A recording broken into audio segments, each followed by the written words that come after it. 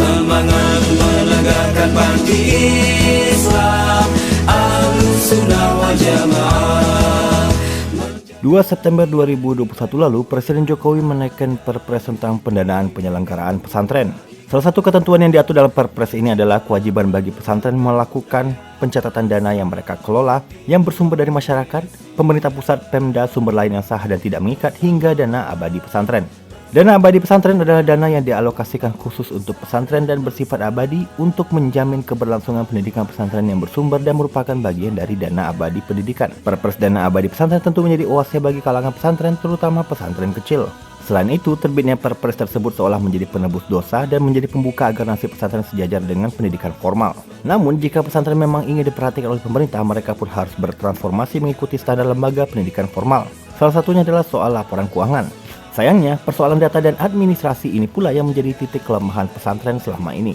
Namun, belum mencoba untuk bertransformasi, pihak pesantren sudah mengeluh. Ketua PWNU Jatim, Kiai Marzuki Mustamar menilai peraturan terkait transparansi dana justru merumitkan pesantren. Ia menilai kiai maupun pengasuh ponpes sudah disibukkan dengan pendidikan santri. Ia meminta supaya tidak lagi kiai disibukkan dengan persoalan administratif. Inilah jeleknya pesantren. Bukankah para kiai yang ingin dan perjuangkan hingga Perpres ini terbit agar terus mendapatkan dana dari pemerintah? Lantas mengapa ketika pemerintah meminta pencatatan dana langsung mengeluh? Tak terpikirkan bahwa dana yang mereka pakai adalah uang rakyat. Ingat, Perpres dana abadi pesantren ini merupakan kelanjutan dari persoalan kredit murah 1,5 triliun rupiah ke PBNU yang ditagih Said Akil Siraj pada 2019 lalu. Menkeu Sri Mulyani menjelaskan pihaknya telah menyalurkan anggaran untuk pembiayaan ultramikro, namun tidak secara individual melainkan melalui lembaga penyalur. Kepada PBNU, pemerintah menyalurkannya ke Koperasi Sidogiri. Ada 5 koperasi yang sudah menerima 211 miliar rupiah. Namun, PBNU meminta supaya tidak hanya Koperasi Sidogiri, karena Sidogiri termasuk unit usaha maju. Masyarakat NU yang masuk koperasi ini telah memiliki sistem pembukuan ekonomi yang baik. Sayang, tidak semua koperasi NU kualitasnya sebagus itu. Sehingga NU meminta pemerintah untuk memberikan langsung kepada masyarakat melalui Ponpes. Padahal Ponpes bukan unit ekonomi, sehingga pemerintah pun menyalurkannya langsung kepada beberapa individu dengan pendampingan ketat. Setelah itu pun PBNU meminta hal ini diubah, namun pemerintah hanya akan mengakomodir sesuai dengan rambu-rambu tata kelola.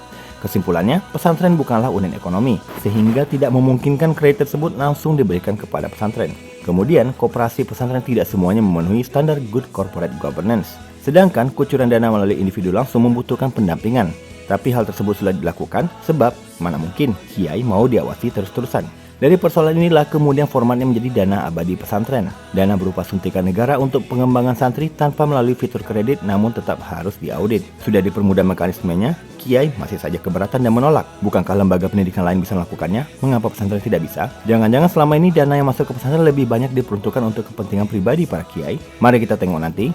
Pesantren yang benar-benar melakukan audit dan memperuntukkan dana abadi demi kepentingan santri tentu tak akan terkena kasus korupsi. Ingat, kiai pakai dana rakyat, kiai tolak diaudit, tandanya kiai korupsi.